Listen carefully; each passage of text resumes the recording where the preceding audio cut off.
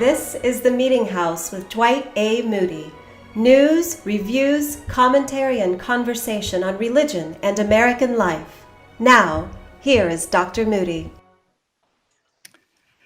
Hello, everybody, and again, welcome to the Meetinghouse. I'm glad to be here where we have conversation on religion and American life. I'm coming to you from our studio in North Carolina. It is a fabulously beautiful day here. I hope it is where you are. We've got a terrific show today, very interesting news, reports. I have a commentary at the end, if I have time for it, called Clean and Unclean, about the very inappropriate things the Lieutenant Governor of North Carolina has said. And I have written a commentary about it and have published it last night in the newsletter.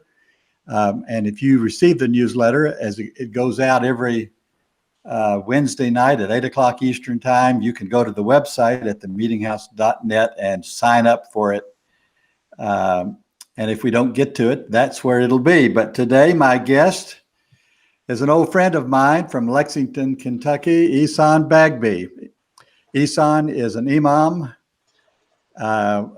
with the Muslim faith. He is a professor at the University of Kentucky, and most important for today, he is the author, the principal researcher and writer of the Once in a Decade review of Mosque in America. That's what we're going to be talking about.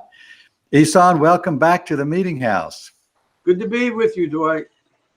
This is not your first time, and I was trying to remember whether back when I first started this as a radio program back in actually in 1998, were you on the radio with me there in Lexington? I think I was on early, but it would have been the early 2000s. Early 2000s, and but I do remember you came over to Georgetown to speak. You were teaching at UK, and I was teaching at Georgetown, and that's how we met face to face. It's great to see you again, and I look forward to the conversation that we're going to have in just a minute about this survey of mosque in the United States. It's very interesting. I have reviewed it. I have lots of questions. I know you've got lots of information. I'm going to start, though, like we always do with the news. I don't remember how many stories I have today, but however many there are, they're brought to you by Perfecto Coffee. Ihsan, these were two of my students at Georgetown that moved out to California and started a coffee company. And they've remained friends and colleagues. And I'm going to send you a bag of their coffee as a act of gratitude for being in the Meetinghouse today. Quite frankly, I am not a coffee drinker. I don't know whether I've ever told them that, but I don't drink very much coffee. Sometimes I've never drunk a cup of coffee in my life, I'll have to say, the whole cup. But I'm sure you'll make up for it, right, Ihsan? I'm a coffee drinker, so I love it. I'll send you some of this coffee. Here's the news starting in Tucson, Arizona.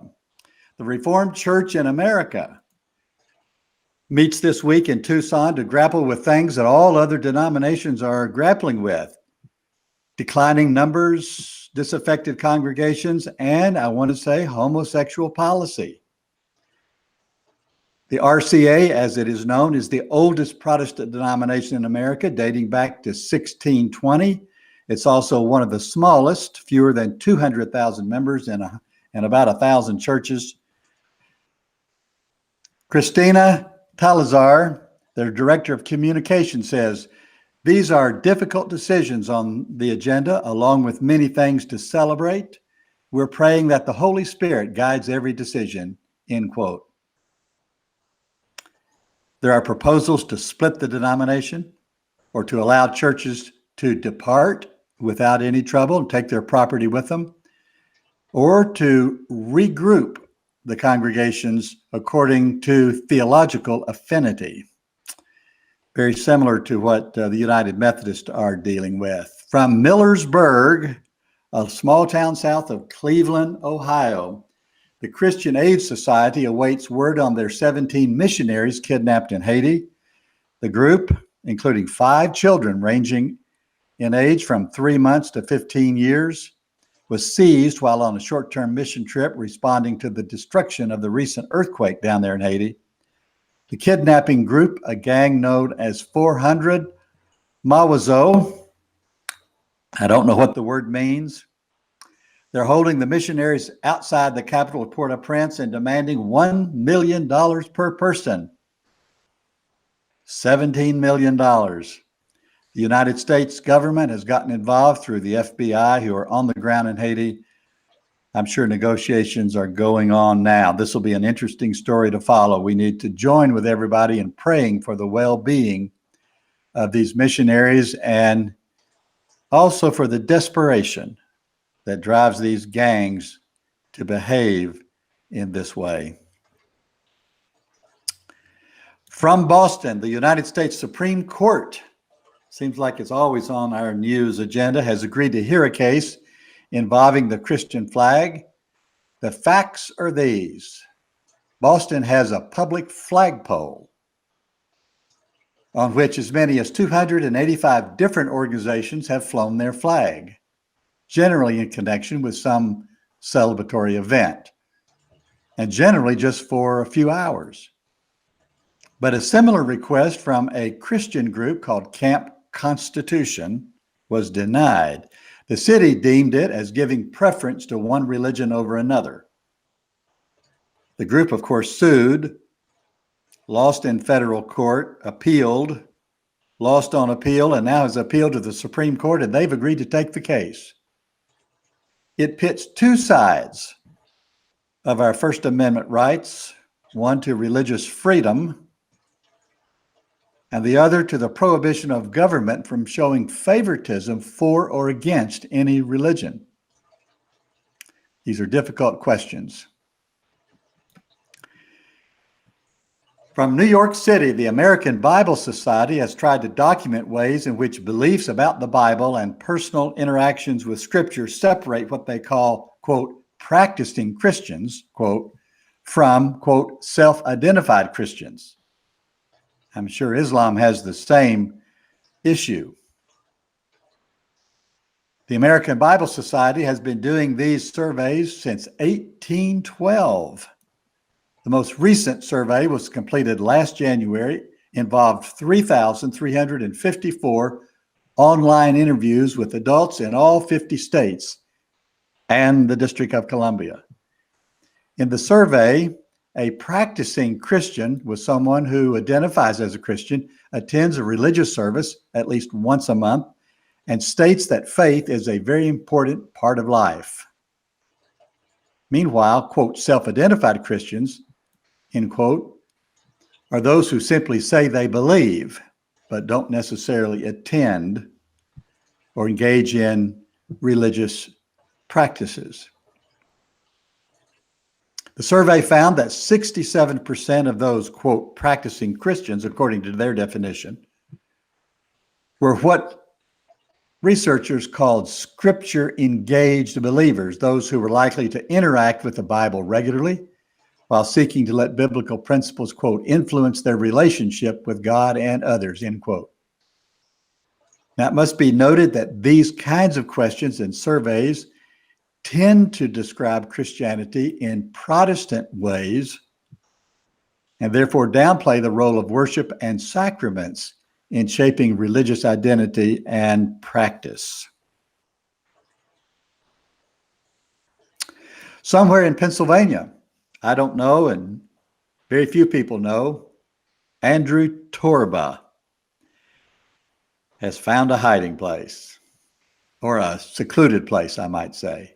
He's the founder and manager of the alternative digital platform called Gab, G-A-B. He recently sent out this message, quote, one day our great-grandchildren will learn what really happened during the greatest spiritual war of our time, end quote.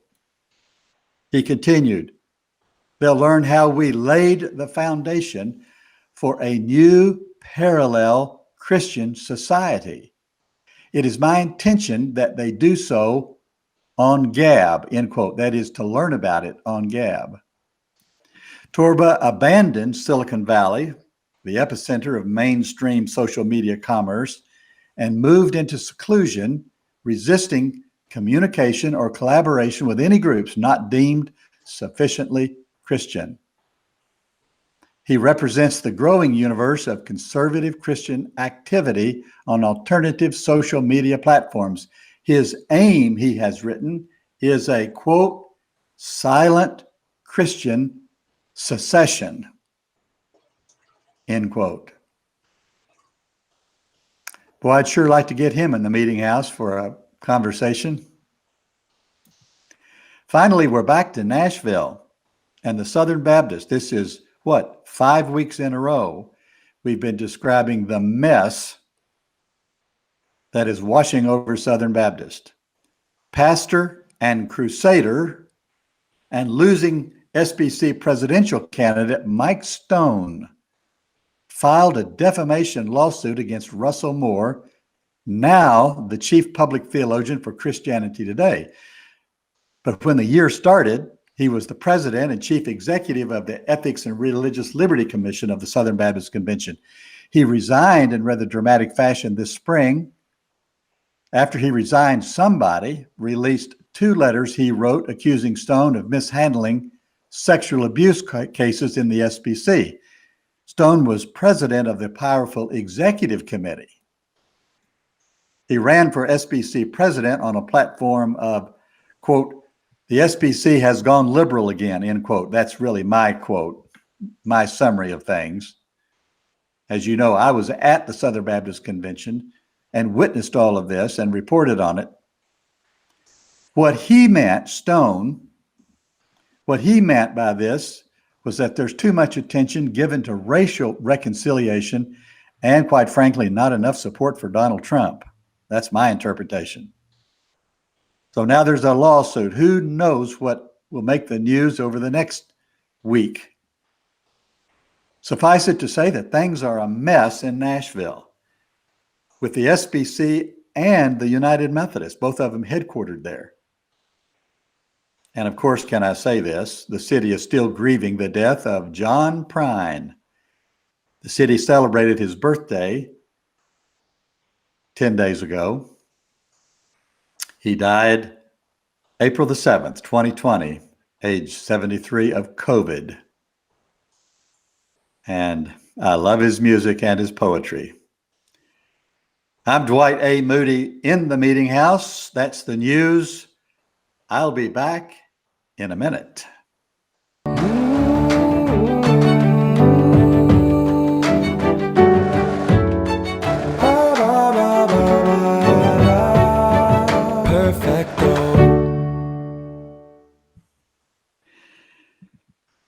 Perfecto Coffee Inc. Go to .com. Go to that website and order yourself some coffee.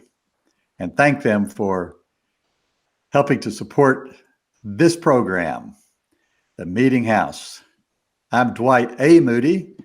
I use that A to distinguish me from the famous Dwight L. Moody, the famous Chicago-based evangelist and organizer, author, preacher. He died in 1899, but a lot of people still get me confused with him. There are 24 Dwight Moody's just on Facebook. But it's been a great name to have. Dwight L. Moody was a famous and influential person. My guest today is a longtime friend, at least 20 years. Began back when both of us were living in Lexington, Kentucky. He is still there. My home is now in St. Simon's Island, Georgia, although I'm broadcasting this year from North Carolina, from the mountains of North Carolina, from the foothills of the mountains of Western North Carolina, Hendersonville. And my guest is Ihsan Bagby. He's professor of Islamic studies at the University of Kentucky, Imam to the local Islamic community. But he is also the principal author of a once-in-a-decade study of mosque in the United States. The survey was done 2019, I think. He'll correct me if I'm wrong, back before COVID hit. And he and his team of scholars have analyzed their results. They've written their report. It's going to be released shortly. And he's here today to talk to us about it. Welcome back to the Meetinghouse, Ihsan. Thank you so much, Dwight. Good to be here. Good. And I wish I were retired there in St. Simon Island also. Well, you know, of course, it is on the beach. We live on the marsh side, and I have come to really love the marshes. They are as mesmerizing and fascinating as the ocean is. But just a week before I launched my radio show back in 2020, Ahmaud Arbery was murdered in our county. And so that dominated the early weeks and months of my radio program. I interviewed so many people who were involved in it. We've been following it, and I have reported in the Meetinghouse that my wife, Jan Moody, back on St. Simon's Island, received a letter was called up to serve on the jury for the Ahmaud Arbery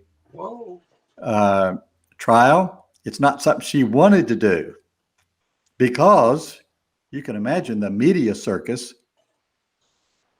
they're going to sequester the jury anyway.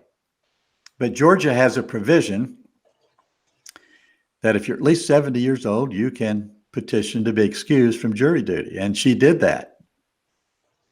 We were uncertain about whether she was going to be excused. So, you know, in the raft of papers that you have to fill out about everything, you have to put on there what you know and think about the crime and the trial.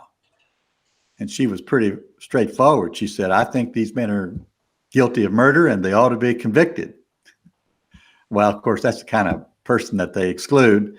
So yesterday she got a phone call excluding her from serving on the jury, but she did have to go down there, and she said, boy, the preparations for the national, international media are just stunning.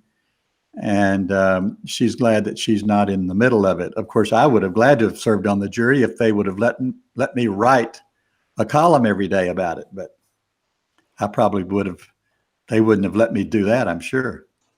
Dwight, can I, as a footnote to St. Simon's, for your audience, many of your audience might not know that Muslims have been in America since the very beginning.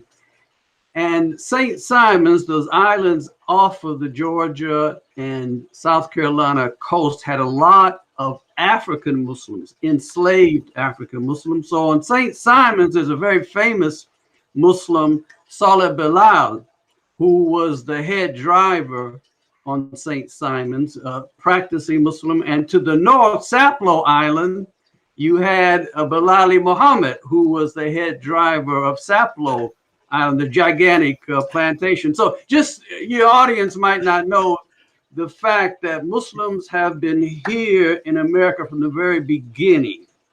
Yes, they have. And I'm currently reading a book on this. I did not know what you just said. And of course, it opens up a whole new arena of interest and curiosity for me. But I had become aware, I don't know whether I can find that book right here. It's right here behind me somewhere, about how many of the slaves, the Africans who were brought over as slaves, were Muslim. Yeah. And there's been a lot of research on this, of course, in the last few years. And I may end up doing a whole show on that. But you reminded me of the fact that I did hear that it was a Muslim man who was the chief overseer. On one of the big plantations here down on St. Simon's Island.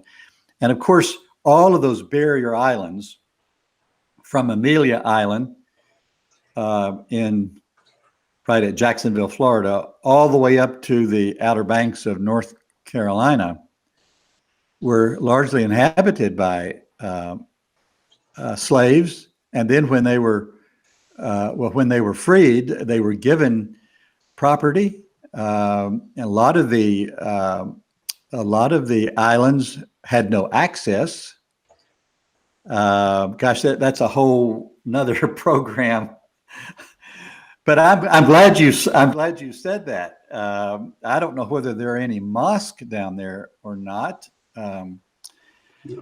You would know that because you've done this study. Tell us, first of all, the history of this study.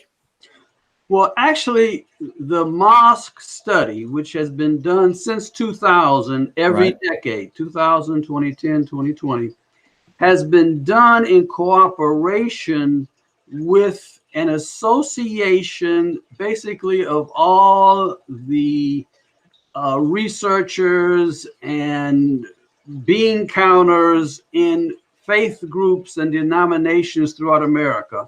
It's a wonderful group. I mean, unbelievable. I sit next to Seventh-day Adventists, next to Southern Baptists, next to Lutheran, next to a Catholic, Jew. I mean, almost everybody is there because our only interest is in understanding our congregation. So they started in 2000 this study of all congregations, and they asked each faith group, each denomination, to lead the count or the study of their congregations. And I got involved and have been involved since to lead the study of mosque. So it is done in cooperation, largely with Christians, you know, obviously, right? Almost all the groups represented are Christian. And that's how I became involved. And it's a wonderful group. I enjoy our meetings so much. Great. Well, give us, you have a short slide show that I think you would like to show us and start off with that would give us the oversight or the overview of this. So see if you can bring that up. And if you don't mind, yeah, I can start off if we can do that. Are my slides visible? There they are. Yes. Okay. And I'm going to go through this very quickly. Okay. You know, it is a scientific study. Here are the sponsors. This is the group I talked about, Faith Communities Today, or FACT. And I won't go over the methodology. There's Scott from of the Harvard Seminary, who is one of the leaders and a very, very close advisor to our group. But the main headlines are, for one, that mosques are continuing to grow. And so in 2020, we counted almost 2,800 mosques, and this constitutes a steady increase from the very first time I did it in 1994, but then 2000 and on. And the main driving force in the expansion is immigration. So more and more Muslims are immigrating to America, and their birth rate is fairly healthy. Now, let me stop right there and ask you. Yes. I'm sure I'll do this all the way through your report. And that is all of these Afghan refugees. Right. Yeah. I mean, there's 100. I don't know whether there's, I don't know how many there are, 50, 75, 100,000. Yeah. And almost all of them certainly are Muslim, don't you think? Oh, yes. Yes. Practicing Muslim, and probably they will integrate into a mosque. And if there's a critical mass, they'll start their own mosque. Yes. On Thanksgiving Day, my Meetinghouse show is going to be about this. Okay, good. And I have people out in Oklahoma who are going to be my guests, but the person who is leading the whole resettlement in Oklahoma is a Muslim, and this may be true all over the country. It certainly would be reasonable if that were so, don't you think? Yes. Yes. Although The main religious group that's handling it in Oklahoma are Catholic Charities, but like here in North Carolina and everywhere, all the denominations are involved. That's right. I know the Baptists that I'm affiliated with here in the state of North Carolina, we've raised $50,000 over the last month to prepare 2 houses. I think over in the Raleigh area. So we've got all these Muslims that are suddenly coming into the country, and they're going to give a shot in the arm to Muslim life somewhere, aren't they? That's right.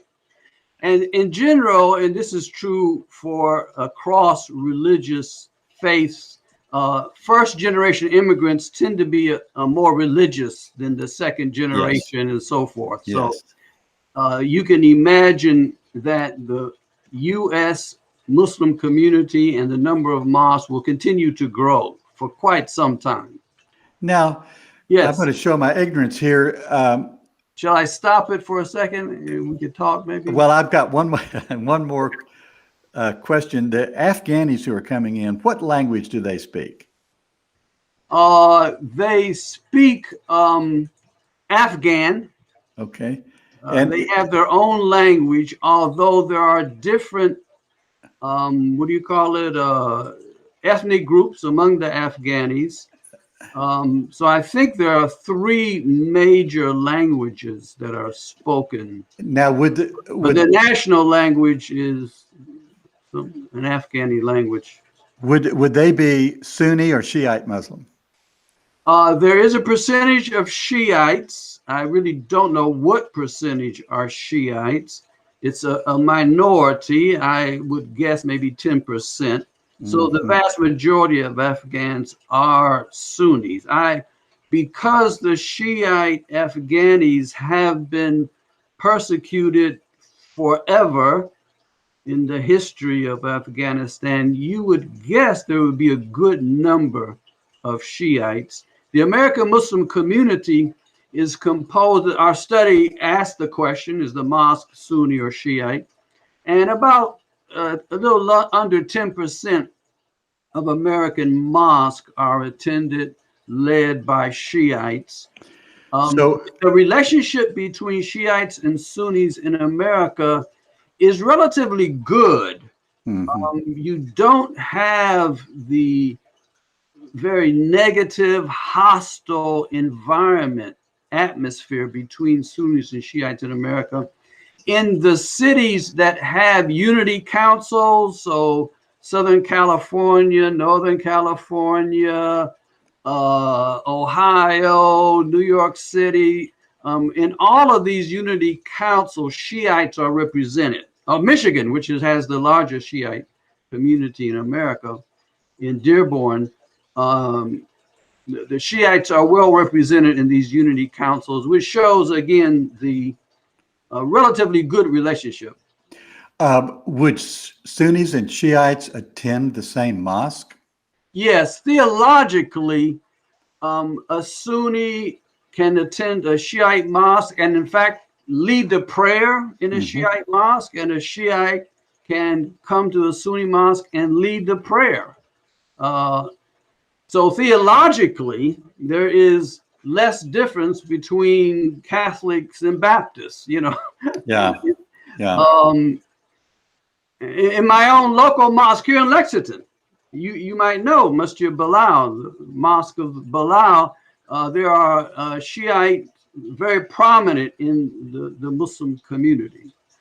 But there is a history, I must say, but not overlooking the history of hostility that did exist in Islamic history between the Shiites and Sunnis. Well, we have much the same in Christianity. We have a really wretched history of Christian groups killing one another. As you know, I'm a Baptist, and they're in our early days. We have our own martyrs who were killed not by Muslims or secularists, but they were killed by other Christians. And yes, I do know the mosque. I think it's on Russell Cave Road. Am I right about that? That's right. You may know my son, Alan, goes to Friday prayers almost every week. Is that right? It is right. Yeah. He's a member of Calvary Church. He may be listening today or he may be working, but he has his own prayer rug. He's got his own prayer outfit and has read and studied a great deal about Islam. Talks about it quite frequently, almost every day with me. So maybe I'll poke him and encourage him to look you up and make sure that the two of you meet. Okay, let's go back to your slideshow. I'll let you get all the way through one slide. Okay.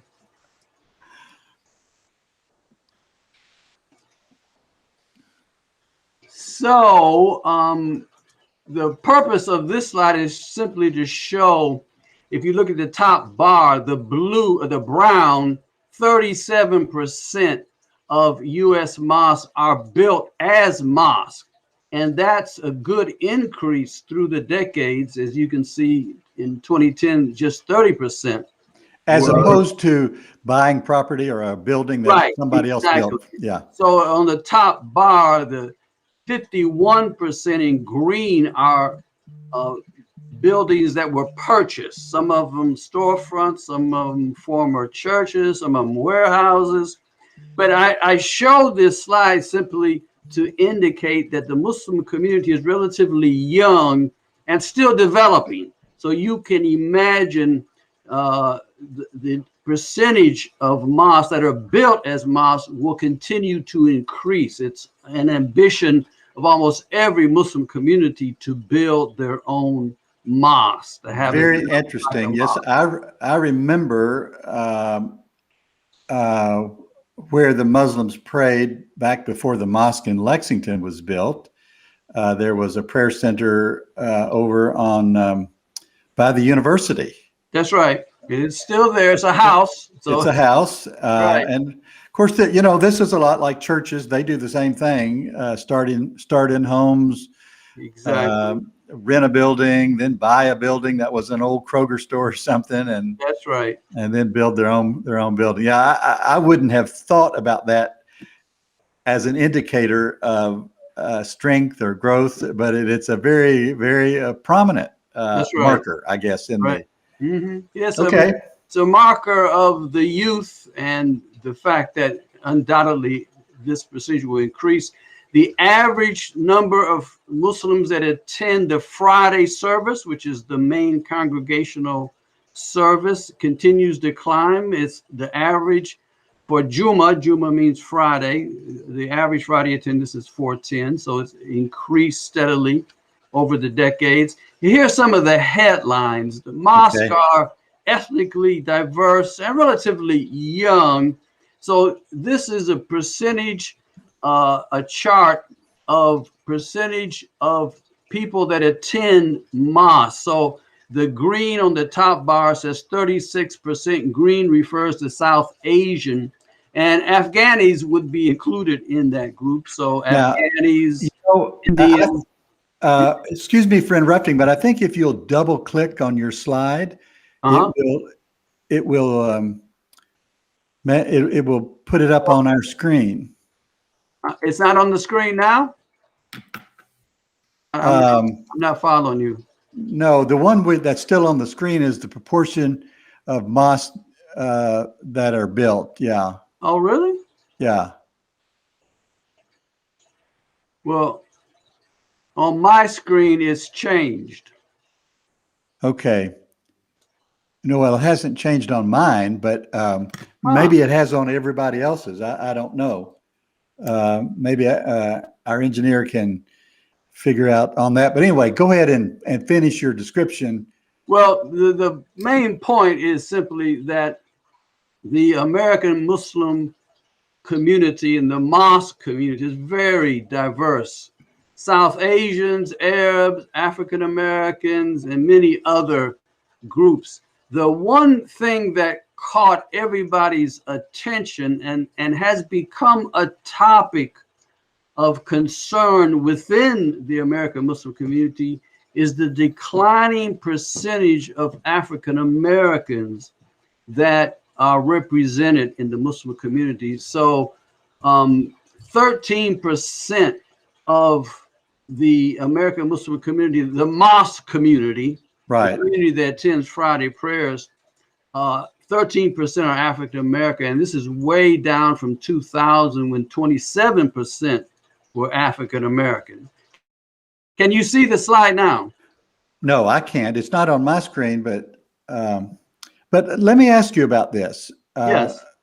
You know, before I learned about how many slaves brought their Muslim religion with them, before I learned about that, I was under the impression, I think many Americans are, that the Black community, as represented as Muslims, came out of, I don't know, the Nation of Islam or things like this. But I don't think you even count the Nation of Islam as part of Islam, do you? No, they are not considered part of what we might call mainstream Islam. They are not recognized by a large percentage as being part of the American Muslim community. But you must remember, let's back up just a little bit and say that the Nation of Islam back in the 60s and the early 70s was definitely the largest African American Muslim group. But in 1975, the founder died, Elijah Muhammad, and his son took over, named Warathuddin Muhammad, and he changed the Nation of Islam into a mainstream Muslim group. Right. So it's only after a few years when Minister Farrakhan resurrected the Nation of Islam, but most of the people who were in the original Nation of Islam did not follow Farrakhan and follow the founder's son, Warathuddin Muhammad. Well, so right now, the old Nation of Islam is now part and parcel of the mainstream of the American Muslim community. But let me just add that there was always, from way back in the early 1900s, what I call historically Sunni African American Muslims. In other words, these are Muslims that did not follow the Nation of Islam, but instead kind of followed the Islam of the Muslim world. You know, they were African American and very committed to issues of social justice, just as the Nation of Islam was, but they were not part of the nation because the nation originally, and even up to today, the nation has beliefs that are antithetical to the mainstream teachings of Islam.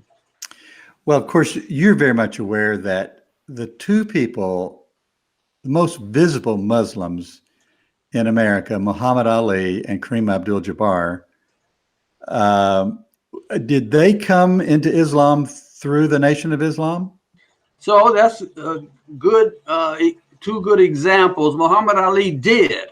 He came through the Nation of Islam, but he followed Imam Warathuddin Muhammad, the son of the founder, and therefore he entered into mainstream Islam.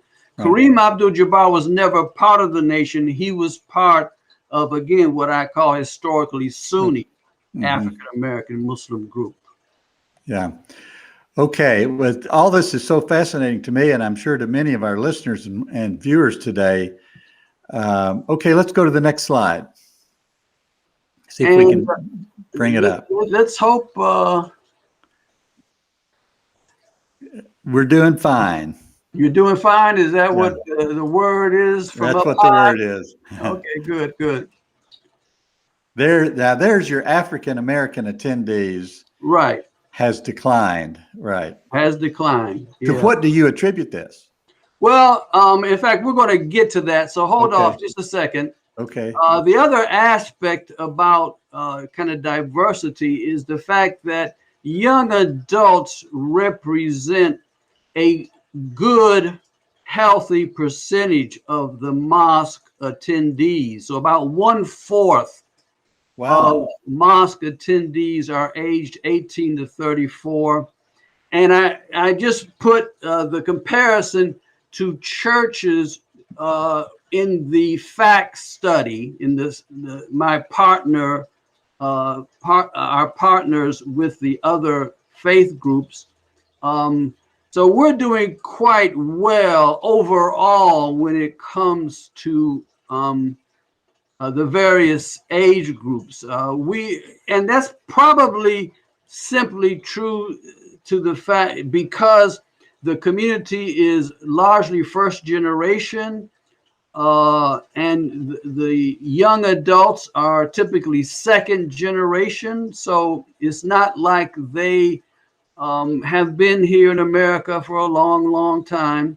And you can see how young the American Muslim community, if you look to the far right, the orange says 14%. So 14% of mosque attendees are 65 years or older as compared to almost 30% in churches. And so it's a relatively young community. But here's the next slide. Well, I guess I took it down.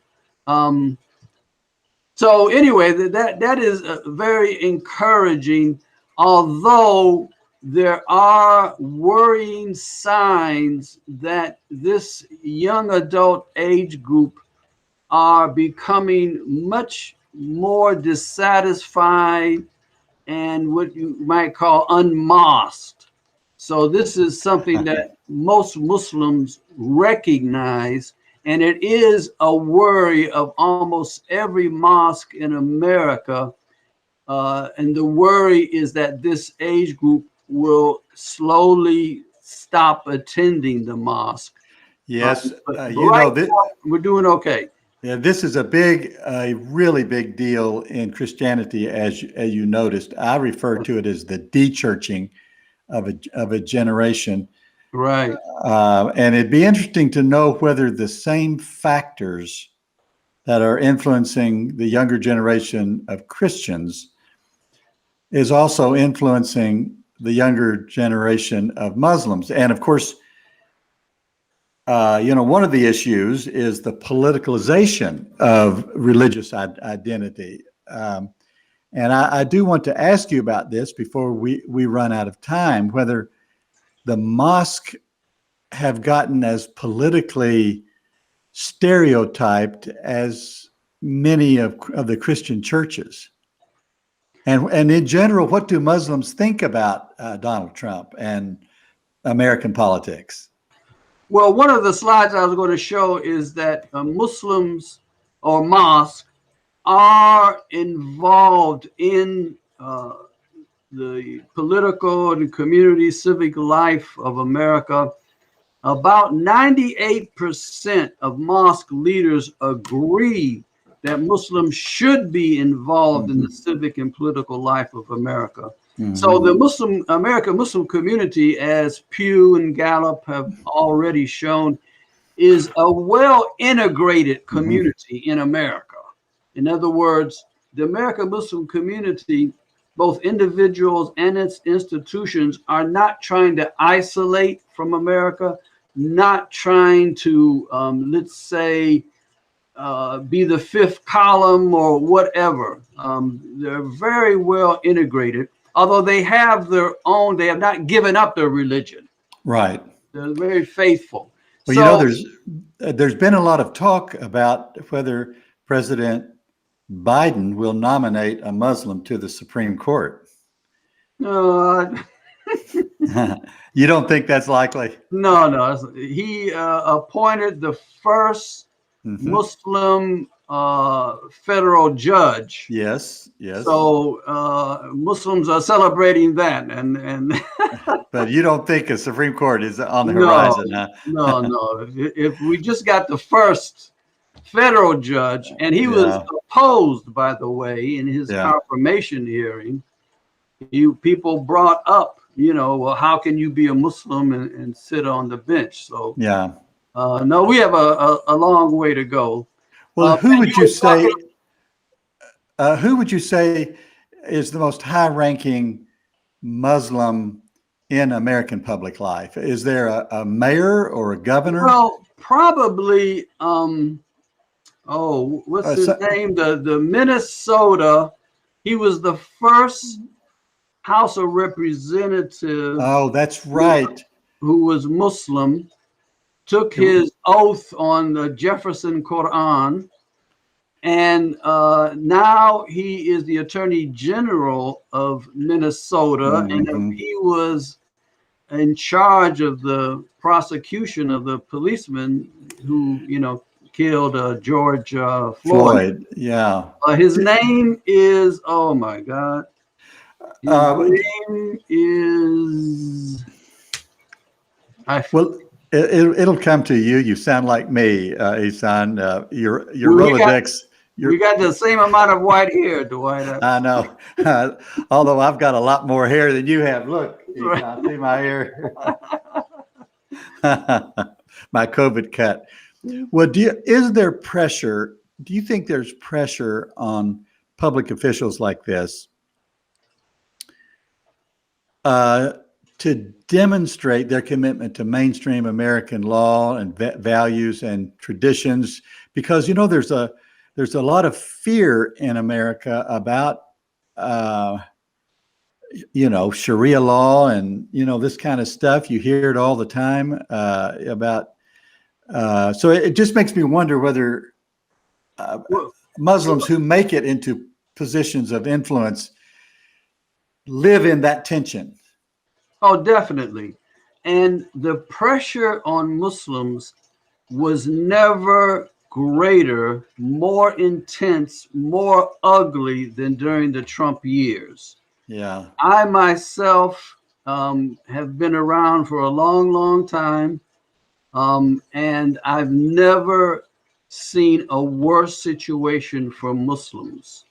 People could get away with saying all type of ugly and untruths, right, bold lies about Muslims in America. And the Muslim community has felt this. One of the reasons why they have embraced being involved is that there is, in a sense, no choice. To hide is to become even a bigger target. So almost all Muslims are committed to being involved in society, interfaith work, community work. Over half of mosques are involved in what is called social justice activities, programs, and definitely people in positions of power, of authority, have people taking pot shots at them, attacking them. right. And of course, again, during the Trump years, and even now, people were given a green light to attack at will, to take pot shots at will. And so this has been a very, very tough time for Muslims. But I must say that pressure makes metal, if you can think of, how you smelt whatever a metal, you purify it. Purify it. And that's what's happened. Actually, the outside pressure has actually built a stronger faith group of Muslims, a more cohesive faith groups of Muslims. Yes, that is the experience of many minority groups in America and elsewhere. Under pressure, they have a tendency to pull together, clarify their identity, stick together. So let me shift now to the COVID. Talk to me about how the mosque have, I know your study was done before the COVID set in. Yeah. what did the mosque do? Just take the Lexington Mosque there. Did they shut down services? Yes, every mosque in Lexington shut down. I do not know of any mosque in America that publicly remained open. Wow. You must remember, Muslims theologically do not have a problem with science. Historically, throughout this great civilization Right. of Islam, when Islamic civilization was the leading civilization for about 1,000 years, Right. and it was built on the fact that they took from the Greeks, the Romans, the Chinese, they took all of these sciences, and it's part of the Quran. So I don't want necessarily to get into it, but you know, the Quran, the holy book of Islam, makes very clear that this beautifully ordered and purposeful world is made by God, and humans benefit from it. They learn from it. And from that learning, from that knowledge, they can derive benefit in their lives. So the idea that scientists would say, hey, this virus is real and it kills, you did not have a lot of pushback from Muslims. Now, has your mosque reopened? Yes, it has. Yeah. It has. It's reopened. We and this, I think this model is typical of the majority of mosques. You know, I am studying other mosques, in particular Southern California mosque, but here in Lexington, all of the 5 mosques do not require social distancing, but they do require masks. So and vaccination? They do not require vaccination. This has been a bigger issue, again, a minority, but a bigger issue for Muslims about whether it should be considered required to get a vaccination. There has been not so much debate, but clearly there is a minority view based on distrust, based on this whole thing of freedom, that you know, I don't need to be vaccinated, but that's the minority. So I don't know of any mosques that require a proof of vaccination. But you know, in conservative Christianity, as well as in conservative American political thought, there's a real resistance to a strong government. I mean, this is exactly what precipitated the American Revolution to begin with. But do you find this pushback against government in general in the Muslim community? Not really. Okay. The most resistance to government is really from African Americans, and is probably not so much based on Islamic teachings, but based on their long history of being railroaded and oppressed by governments. But historically, you don't have the same kind of line of thought that government in general, as a principle, is bad, and therefore, you know, should be resisted. So as you're coming out of the COVID, one of the things that Christian churches are experiencing is that their attendance coming out of the COVID is below what it was going into the COVID. The church where I preach now, about half of our congregation joins us online. And but there is a lot of concern among Christians about whether how this is going to affect attendance in the long term. Do you share this concern? You said 410 is the average, spread out all over the mosque, 410 attendance. Do you think post-COVID is going to show any change in that? Mosque leaders are very concerned about this issue. Yeah. I myself and my wife we are not attending the Friday prayers yet. Yeah. We need to see, the virus virtually disappear. Right. And but we will go back. But you're right. There is a concern. People get used not to attending.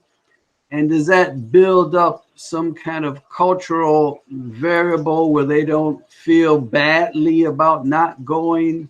I must say that in Islamic theology, a male who does not attend Friday prayers 3 times in a row is considered sinful. So that is one of the motivations that people have to attend the mosque. Women are encouraged to attend, they're recommended to attend, but they are not sinful if they they cannot go because of whatever family, children issues they might have. If they miss, they will not be considered sinful, but males will be considered sinful. Well, I want to come back to the male-female issue because you do bring it up in your report. But I want to ask, do mosque live stream their services? I would say not to the percentage as churches or synagogues. Is there some Because theological reason why no. this is No. It's simply the level of technological sophistication within the mosque. Well, and of course, this brings up the whole issue of religious observance at home. And this has been on my mind for a long time, but it's been intensified during the pandemic. Because so much of what Christians teach our people is church-based. This is what you do when you come into the sanctuary. And there's been far less emphasis put on how to be an observant Christian or Muslim if you don't have a church to go to, or if you are homebound and things like that. What is the Islamic tradition in this regard? Well, you must remember that the mosque is the collective expression of Muslim identity. It's the place where everybody comes together. But it is not, what can I say, the basis of one's spirituality, because one is supposed to pray 5 times a day. Yes. And typically, wherever you are. Yeah. Wherever you are. Mm-hmm. And typically a Muslim will pray maybe 1 or 2 at the most prayers in a mosque, but never all 5. Muslims are supposed to do dhikr, which is, you can think of it as chanting, meditation, Right. almost like a mantra, a repetition of phrases and words and things like that. You're supposed to do that as an individual. You don't do this. Fasting, you do that as an individual. It has nothing to do with the mosque. Reading Quran, you're supposed to read Quran. People are recommended to read Quran every day. And of course, that has nothing to do with the mosque. So much of Islamic spirituality is not directly tied to the mosque. So in Islam, just like Christianity, Judaism, there's a balance between individual spirituality and then the coming together of the faithful. Yes. To express that faith and to work together to build a better world. Well, Ihsan, you can see I'm just so curious about all of this, and we've run out of time, obviously, and I'm going to reschedule you. I know your report is going to go public sometime soon, but we need to talk about all of this again, and I'm going to call you and reschedule you. I want to thank everybody for joining us today. Dwight, real quick, the report is available. Go to Hartford Seminary. Seminary. And you can get the report there. I will do that. Thanks, everybody, for joining the Meeting House, where we have conversation on religion and American life. My guest today has been Ihsan Bagby, Imam in Lexington, Kentucky, professor at the university, and a first-rate scholar. You can go to our website at themeetinghouse.net and read the commentary that I didn't have time to read, and read all the news. And you can send me a message about what you heard and what you liked today. God bless all of you. Be safe, get a vaccine, be kind to everybody. That's true religion in Christianity and Islam, right? Thank you very much, and we'll see you next week in the Meeting House.